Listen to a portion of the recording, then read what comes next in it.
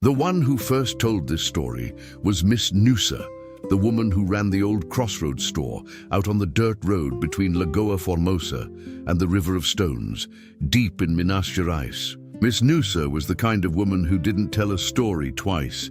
She used to say that a good story don't need an echo, it needs an ear. And she'd always warn you before she started. I saw this one with my own 2 eyes.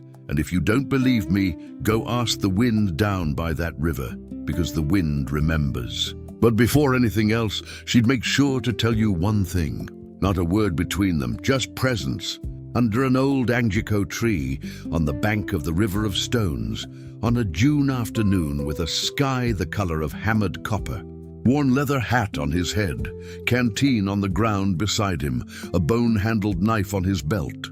Miss Noosa looked at that man from the porch of her store and figured he was just another ranch hand waiting on a ride. Because that man, 3 years before that afternoon, had been the finest cattle whisperer in the whole upper San Francisco Valley. He'd worked ranches all across the region. He could read cattle by eye, could tell by the sound of a low whether that animal was hurting, hungry, or scared. Folks around those parts called him Tobias, voice of the bull. But nobody called him that anymore. Truth be told, nobody called him much of anything. It wasn't sickness, wasn't any kind of injury you could see. 3 years before, on a November night, Tobias was working the corrals when the fire broke out. What mattered was that the dry pasture grass went up in less than 10 minutes, and the calving pen sat right in the fire's path. Tobias went in alone. He opened the gates, drove the cattle, and he hollered until the last calf was clear of the smoke. When the rain finally came and killed the flames, Tobias was standing at the river's edge, not a scratch on him. It wasn't something a doctor could fix. It was the silence of a man who had spent everything he had on one cry that no one else could have made. He sold what little he owned, packed a bag, and started walking the back roads, like a man searching for something he couldn't put a name to. He picked up odd work, fence mending, feed hauling, corral hand. He worked in silence and left in silence. And that's the state he was in, that June afternoon, under that old Angico tree on the bank of the River of Stones. Now I need to tell you about the other side of this story. Coming down the red clay road off the side of Serra do Cabral was a woman named Graça Vitalina Borges, 38 years old, only child of Mr. Antonio Borges, a cattle rancher. The owner, or soon-to-be former owner, of the Beira Serra Ranch, 210 acres of good red soil that the bank was fixing to take. Graça had come back home to Lagoa Formosa 6 months before, after 10 years working as a school teacher up in the city. She came back without a husband. The marriage hadn't survived the kind of waiting her life required. All of it, except one thing. Mr. Antonio had raised him from a bottle when his mama died in labor. Majesty was the only animal left on the ranch when everything else had been sold off. He'd run 3 buyers off the property with his head down and charging, dented the truck of a trader from Unai, stood planted in the middle of the road for 2 solid hours when they tried to load him on a hauler. The vet said it was just temperament. The neighbor said the animal was spooked. She knew Majesty was waiting for Mr. Antonio to get up out of that sickbed. That June afternoon, Graça had gotten the letter from the bank. Final notice, 30 days. She got there at 4:30. The buyer hadn't shown yet. Graça reined in the bull just inside the edge of the shade. Majesty pulled at the rope, snorted, and then went still. His eyes were closed, but he wasn't sleeping. She could tell by the way he breathed. Majesty did something he hadn't done in months. The bull's nostrils were wide open, reading the air in the stranger's direction, wearing that look that cattle folk know well, the look of an animal that's recognized something it can't quite explain. Tobias opened his eyes, slow, looked at the woman, looked at the bull. He didn't stand, didn't speak, didn't wave. The buyer from Abete showed up at 5:05. Big truck, gold chain, the walk of a man who figures everything with a price tag already has an owner. Majesty saw him coming and backed up 3 steps. He planted himself in the shade of that Angico right next to Tobias, and he was done. The buyer spent 15 minutes trying. left calling the bull hard-headed, swearing he'd spread the word to every trader in the county.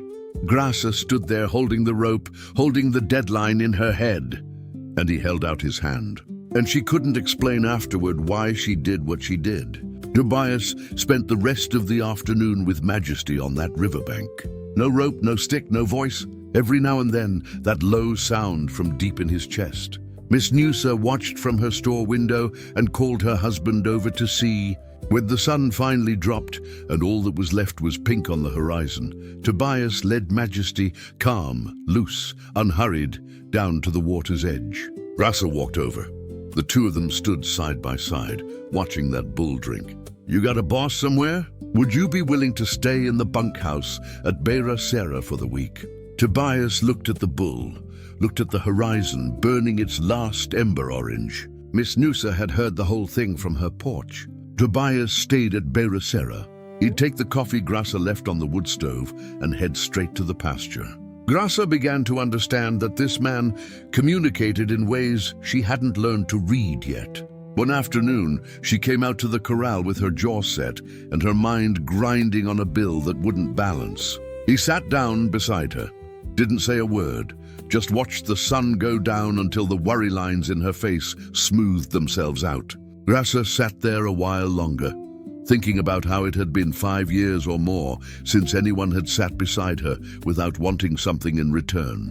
Mr. Antonio, from his chair on the porch where he spent his days now, had watched scenes like this more than once. "Baby girl, that man has a rare quality." Mr. Antonio closed his eyes and said even softer. One night in August, a storm rolled in off the hills without a word of warning. Graça woke to the racket and ran barefoot to the barn. They found Majesty in the middle of the pasture, front legs sunk to the knee, in a gully the storm had carved right through the waterlogged ground. Graça went around to the front. Tobias took the rope from behind. They pulled. The bull didn't budge. They pulled harder. And it was there, rain in their faces, mud to their knees, that Tobias did something he had not done in 3 years. Not a shout, a call, one word, ragged and rough like a gate hinge that hadn't turned in too long. Majesty stopped fighting. He lunged once and came free of the mud. Graça stood in the rain and stared at Tobias. She didn't say a word. She put her hand over his. 2 days after the storm, a man showed up at Beira Serra that Graça hadn't been expecting. There was a neighboring outfit willing to buy the top half of Beira Serra, the part up against the hills where the springs were. Graça heard him out, looked at the papers, looked at the lawyer. She had a plan. Majesty, handled the way he now was worth more as a breeding bull than as beef. Dr. Helio looked out at the pasture where Tobias was walking side by side with Majesty, that slow, unhurried stride of a man who's got nowhere else to be. That evening, Graça went to the barn and stood in the doorway a long moment. Tobias listened to all of it, sat quiet for a spell. Graça felt something shift in her chest that had nothing to do with the plan. Tobias hauled Majesty to the cattleman's show in Abete in a borrowed truck, Graça riding shotgun.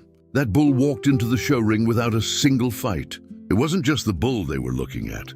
An old rancher with white hair and a silver ring on his finger walked up to Tobias and said low. Tobias looked at him. By end of day, the association had made an offer on Majesty's breeding rights that cleared the Beira Serra debt, and then some. Graça walked out of that meeting with her eyes full. She came and stood beside him.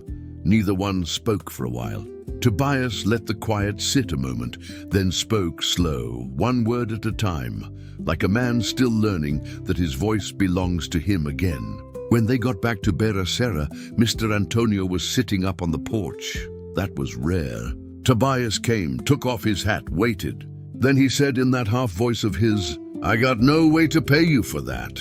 Tobias put his hat back on his head. Graça was standing in the doorway. She'd heard every word. Miss Noosa had come by with a pot of soup for Mr. Antonio. She stopped at the gate when she heard the end of it. Mr. Antonio passed on an October afternoon, sitting in his cane-back chair on the porch, watching Majesty in the pasture. That old rancher went home with his daughter's hand in his and the sound of the river running down below. Majesty stood at the edge of the pasture longer than usual that afternoon.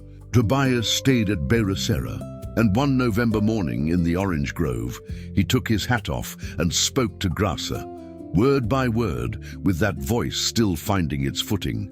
"I don't have much to offer." Graça looked at him.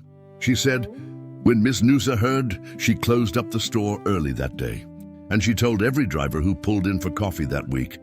And here's what this story leaves behind. And when that kind of person finally finds a place worth speaking for, cattle don't lie, rivers don't forget, and good land knows who came there to stay." Have you ever found someone who brought back something you thought you'd lost for good? Because this story doesn't just belong to Tobias and Graça. God bless your home, your land, and your faith.